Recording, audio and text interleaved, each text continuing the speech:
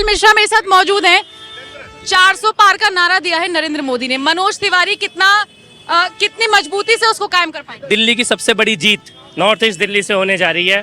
एक तो मनोज तिवारी जी के कारण, मोदी जी के कारण, और तीसरा यहाँ जो कन्हैया कुमार आया है, ये हमारे दिल्ली दंगों के जख्मों पे नमक लगाने आया है। इसका सूद समेत हिसाब वापस करके उत्तर पूर्वी दिल्ली वाले वापस भेजेंगे। क्या मजबूरी है कांग्रेस की कि कन्हैया कुमार को मैदान में उतार दिया?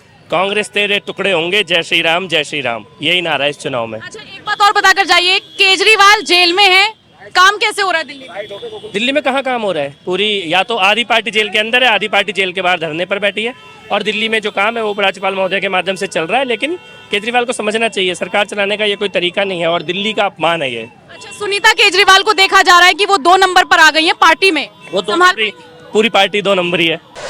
मैं आपको बताऊं, जो विपक्ष में लोग बैठे हुए हैं, कांग्रेस खासकर, और यहाँ की दिल्ली सरकार, आम आदमी पार्टी, मुसलमानों को अपना वोट बैंक बनाने के इस्तेमाल के लिए इन लोगों के दिलों में भरम डाल रखा है, डरा रखा है, और कुछ नहीं है।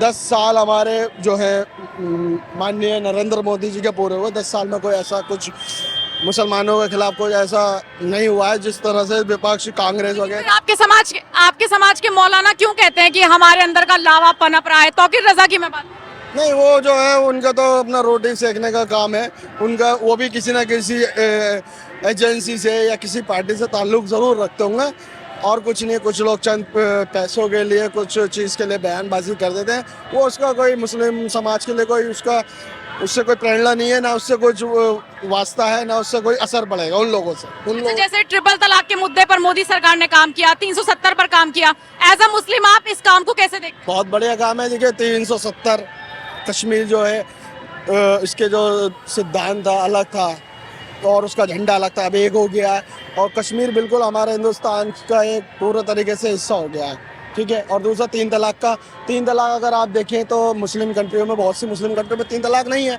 यहाँ तक आप पड़ोसी मुल्क पाकिस्तान में देख सकते हैं 3 तलाक नहीं है। 3 तलाक जो है बिल्कुल ही बहुत बढ़िया फैसला। 3 तलाक इस्लाम का कोई हिस्सा नहीं है, पार्ट ऑफ नहीं है। अगर इस तरह से अगर हमारे नबी सल्लल्लाहु अलैहि वसल्लम, हमारे जो पैगंबर हैं, जिसे प्रॉफिट है, अगर वो 3 तलाक अगर इस तरह से होता तो माहौल का एक अलग ही वो चीज़ होती। उससे जो है औरतें तो माहौल ख़राब होता, घर ख़राब होता। इस तरीके से 3 तलाक इस्लाम में बिल्कुल भी नहीं है सही मायने में। इस तरह से तो कोई भी चलता फिरता अपने घर में दे सकता है, उससे घर का माहौल, घर ख़राब होगा, और औरतें जो है बेघर भी हो सकती हैं। इस तरह से इस्लाम का कोई इसको जो है 3 तलाक को इस्लाम एक्सेप्ट नहीं करता, ना इस्लाम में ये चीज़ 3 तलाक है कहीं से। आपने भाजपा का ये पहना हुआ है, आपको लगता नहीं है कि केजरीवाल को भी तो मौका मिलना चाहिए? बेचारे जेल चले गए हैं, उनके नेता कह रहे हैं कि हमें तो फंसाया जा रहा है, हमने कोई घोटाला किया ही नहीं। देखिए, जब कोई आदमी फंसता है ना, चोर भी कहता है कि मैंने चोरी नहीं की। सबसे पहले अगर चोर पकड़ा भी जाएगा तो चोर सबसे पहले कहेगा जी मैं चोर नहीं हूँ, ना मैंने चोरी की। अब घोटाला तो साफ आया है। सुप्रीम कोर्ट ने, अगर वो भ्रष्टाचारी ना होते तो वो उन्हें रिमांड में, सुप्रीम कोर्ट जो है high court, Delhi high court, उन्हें क्यों भेजते रिमांड में ईडी के?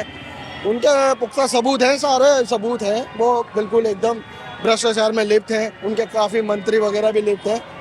और जो केजरीवाल के खिलाफ जो मुकदमा बिल्कुल एकदम 100% सही है, वो भ्रष्टाचारी है।